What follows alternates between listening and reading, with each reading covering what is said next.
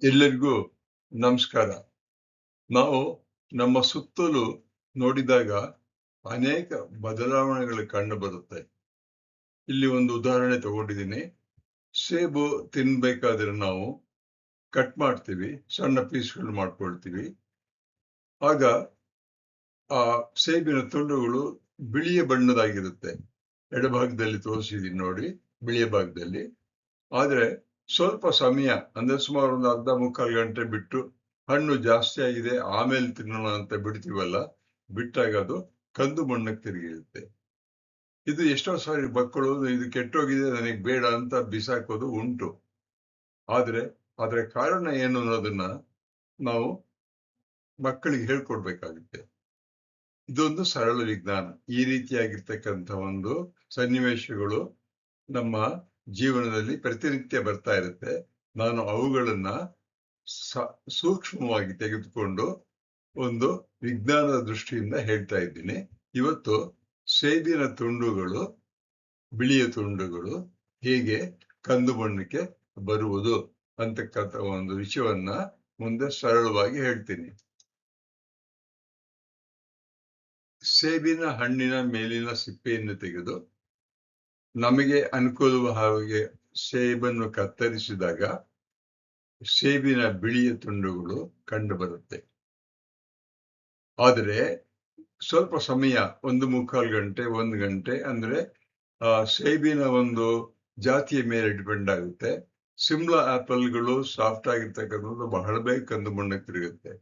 ಆದ್ರೆ ಗಟ್ಟಿಯಾಗಿರ್ತಕ್ಕಂಥ ಹೈಬ್ರಿಡ್ಗಳು ಸ್ವಲ್ಪ ಲೇಟ್ ಆಗುತ್ತೆ. ಆದ್ರೆ ಕಂದು ಬಣ್ಣಕ್ಕೆ ತಿರುಗೋದು ಡೆಫಿನೆಟ್. ಇದೊಂದು ಏನು ಅನ್ನೋದನ್ನ ಸರಳವಾಗಿ ವಿಜ್ಞಾನದ ಕಾರಣವನ್ನ ನಾವು ತಿಳಿಯೋನಾಗುತ್ತೆ. ನಿಮ್ಮ ಮನೆಯಲ್ಲಿ ಈ ದಿನ ನೀವು ಸೇಬನ್ನ ಸೇವಿಸ್ಬೇಕು, ಕಟ್ ಮಾಡ್ಬೇಕು ಅಂತ ಹೇಳಿದಾಗ ಮಕ್ಕಳಿದ್ದರೆ ಅವ್ರನ್ನ ಕರೆದು ಗಮನಿಸಿ ಅಂತ ಹೇಳಿ ಅವರಿಗೆ. ಏನಾಗುತ್ತೆ, ಹೊಸ ಸೇಬನ್ನ ನೀವು ಕಟ್ ಮಾಡ್ತೀರಾ, ಪೀಸ್ ಮಾಡ್ತೀರಾ. ಮಾಡಿದಾಗ ತುಂಡುಗಳ ಬಣ್ಣ ಏನು ಅಂತ ತಿಳ್ಕೊಳ್ಳಿ, ಬಿಳಿಯ ಬಣ್ಣವಾಗಿರುತ್ತೆ. ಯಾವುದೇ ಆಪಲ್ ತಗೊಳ್ಳಿ ಬಿಳಿಯ ಬಣ್ಣವಾಗಿರುತ್ತೆ. ಕೆಲ ಸಮಯದ ನಂತರ ಅಂದ್ರೆ ಕೆಲವು ಸಾರಿ ಹೇಳಿದ್ನಲ್ಲ, ಜಾತಿಗಳ ಮೇಲೆ ಡಿಪೆಂಡ್ ಆಗುತ್ತೆ. ನಮ್ಮ ಜಾತಿ ಅಲ್ಲ, ಸೇಬಿನ ಹಣ್ಣಿನ ಜಾತಿಗಳ ಮೇಲೆ ಡಿಪೆಂಡ್ ಆಗುತ್ತೆ. ನಂತರ ಅದು ಕಂದು ಬಣ್ಣಕ್ಕೆ ತಿರುಗುತ್ತೆ. ಈಗ ಮಕ್ಕಳನ್ನು ಕೇಳಿ, ಏಕೆ ಹೀಗಾಗುತ್ತೆ? ನಿಮ್ಮಲ್ಲಿ ಚಿಕ್ಕ ಮಕ್ಕಳಿದ್ರೆ ಅಥವಾ ಉಪಾಧ್ಯಾಯರು ಶಾಲೆಗಳಲ್ಲಿ ಪಾಠ ಮಾಡ್ತಿದ್ರೆ ಇದನ್ನು ಮಾಡ್ಬೋದು. ಏಕೆ ಹೀಗಾಗುತ್ತೆ ಅಂತ ಕೇಳಿ ಮಕ್ಕಳಿಗೆ ಏನು ಉತ್ತರ ಹೇಳ್ತಾರೆ ಅನ್ನೋದನ್ನ ಫಸ್ಟ್ ನೀವು ಕೇಳಿ ತಿಳ್ಕೊಳ್ಳಿ. ಆಮೇಲೆ ನೀವು ಮಕ್ಕಳಿಗೆ ಕಾರಣವನ್ನು ಹೇಳ್ಬೋದು. ನಾವು ಉಸಿರಾಡುವ ಗಾಳಿಯಲ್ಲಿ ಆಮ್ಲಜನಕ ಇದೆ ಅಂತ ಎಲ್ಲರಿಗೂ ಗೊತ್ತಿರುತ್ತೆ. ಇದೊಂದು ಆಮ್ಲಜನಕ ಇದೆ.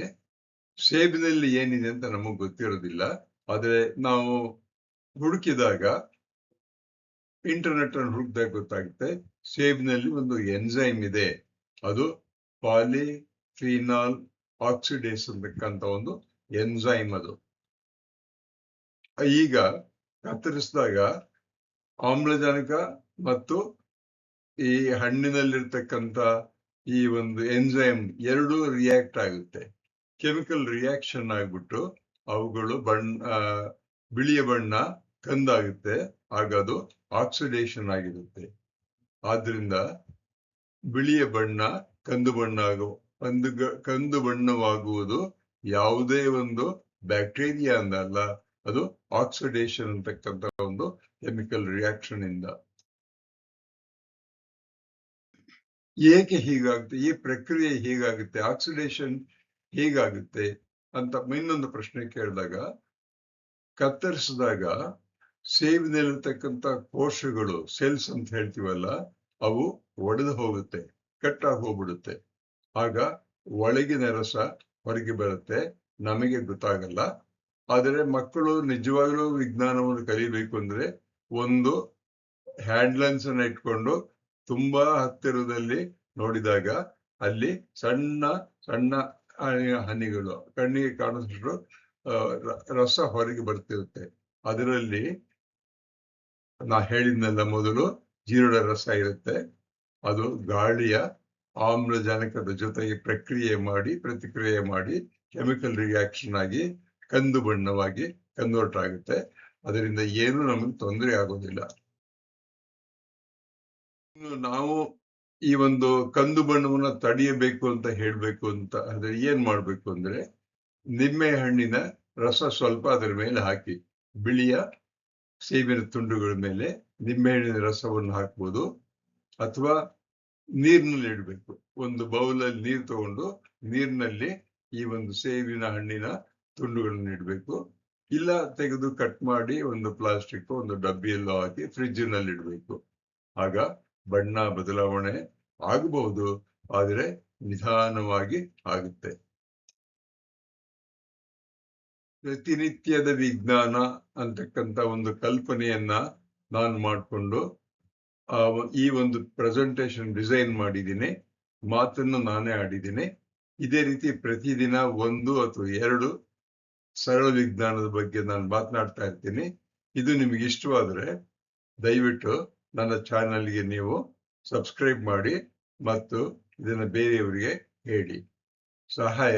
ಕೆಲವು ವಿಚಾರಗಳಲ್ಲಿ ChatGPT ಯಿಂದ ಸಹಾಯ ತಗೊಂಡಿದ್ದೀನಿ. ಅಂದ್ರೆ ನಾವು ಯೋಚನೆ ಮಾಡಿರ್ತಕ್ಕಂಥದ್ದು ತಪ್ಪೋ ಸರಿಯೋ ಅಂತಕ್ಕಂಥ ಒಂದು ಪರಿಜ್ಞಾನವನ್ನು ಮಾಡೋಕ್ಕೋಸ್ಕರ ನಾನು ತಗೊಂಡಿದ್ದೀನಿ. ನೀವು ಸಹಿತ ChatGPT ನೋಡ್ಬೋದು. ಇಮೇಜಸ್, ಚಿತ್ರಗಳನ್ನ ನಾನೇ ತೆಗೆದು ಇದರಲ್ಲಿ ಅಳವಡಿಸಿದ್ದೀನಿ. ನೋಡೋದಕ್ಕೆ ನಿಮಗೂ ಧನ್ಯವಾದಗಳು. ಯೂಟ್ಯೂಬ್ನವರಿಗೆ ನನ್ನ ಧನ್ಯವಾದಗಳು.